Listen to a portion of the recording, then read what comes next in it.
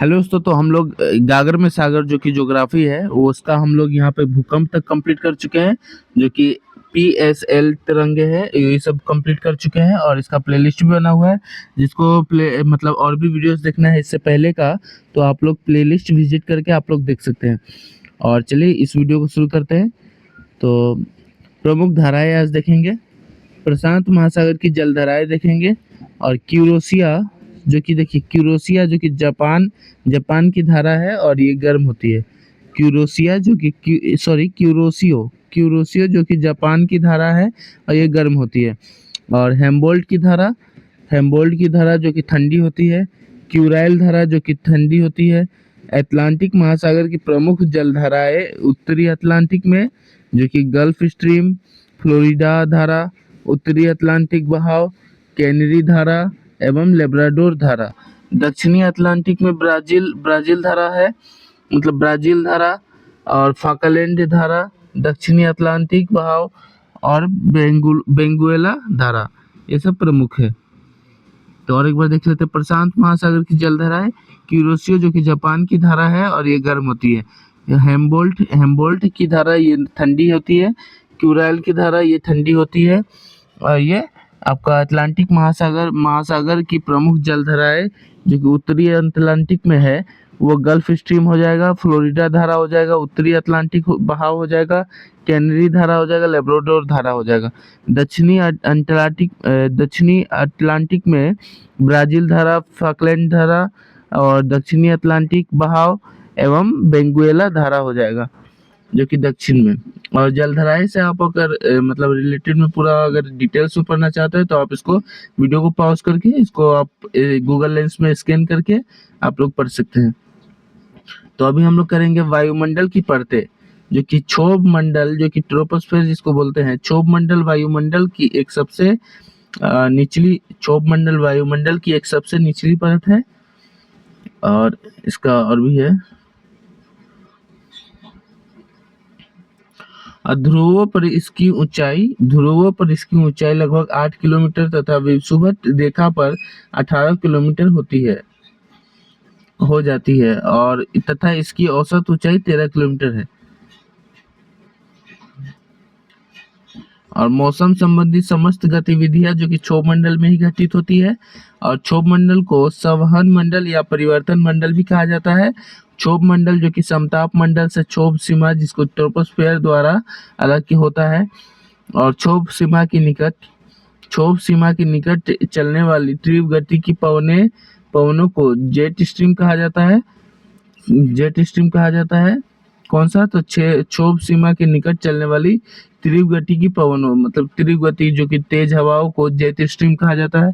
और क्षोभ मंडल में 165 मीटर की ऊंचाई पर 1 डिग्री सेंटीग्रेड तापमान में कमी आती है। अब प्रत्येक 1 किलोमीटर की ऊंचाई में 6.5 डिग्री के सेंटीग्रेड की तापमान कम होता है। तो देखिए 165 मीटर की ऊंचाई में 1 डिग्री सेंटीग्रेड तापमान कम होती है और प्रत्येक 1 किलोमीटर की ऊंचाई में 6.5 डिग्री सेंटीग्रेड तापमान कम होती है। समताप मंडल जिसको स्ट्रेटोस्फीयर भी कहते हैं। तो समताप मंडल जिसको स्ट्रेटोस्फीयर कहते हैं, तो धरातल से समताप मंडल की ऊंचाई लगभग 18 से 50 किलोमीटर तक होती है। और समताप की निचली परतें जो कि ओजोन नामक गैस पाई जाती है, इसलिए इसे ओजोन मंडल भी कहा जाता है। तो किसको कहा जाता है ओजोन मंडल? तो इसको स्ट्रेटोस्फीयर को ओजोन मंडल कहा जाता है। और ये 18 से 50 किलोमीटर तक ऊंचाई में होती है। और इसका जो निचली परत होती है वो ओजोन नामक गैस पाई जाती है उसमें। और मध्य मंडल जिसको मेसोस्फीयर भी कहते हैं, वायुमंडल में समताप मंडल के बाद की परत है। इसकी ऊंचाई लगभग 50 से 80 किलोमीटर होती है। और अंतरिक्ष में प्रवेश करने वाला उल्कापिंड मध्य मंडल में पहुंचने पर जल जाता है। तो देखिए मध्य मंडल जो कि इसकी ऊंचाई लगभग 50 से 80 किलोमीटर होती है। मध्य मंडल जिसका और ये वायुमंडल में समताप के बाद का मतलब बाद की परत है। इसकी ऊंचाई लगभग 50 से 80 किलोमीटर तक है। अंतरिक्ष में प्रवेश करने वाले जो भी उल्कापिंड जिसको हम लोग एस्टेरॉयड कहते हैं वो सब यहाँ पे जल जाती है। उसका बाद आयन मंडल, जिसको आयनोस्फीयर भी कहते हैं।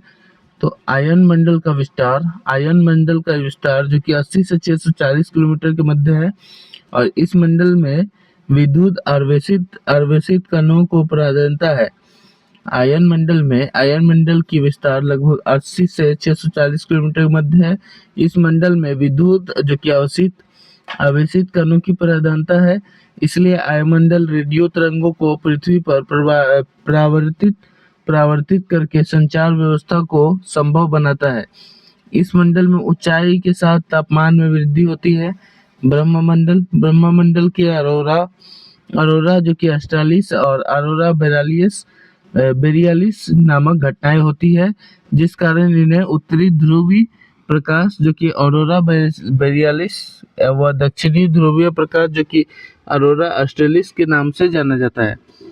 वायुमंडल, जिसको एक्सोस्फीयर के नाम से जाना जाता है, इसकी ऊंचाई लगभग 640 से 10,000 किलोमीटर तक होती है।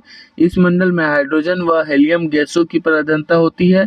कृत्रिम उपग्रह इस परत में स्थापित किए जाते हैं। कृत्रिम उपग्रह जैसे इस मतलब कृत्रिम उपग्रह इसी परत में स्थापित किए जाते हैं, मतलब खुद से बनाया जो उपग्रह। भारत से लगने वाले प्रमुख देशों की सीमा रेखा, तो इसको हम लोग अगली वीडियो में करेंगे।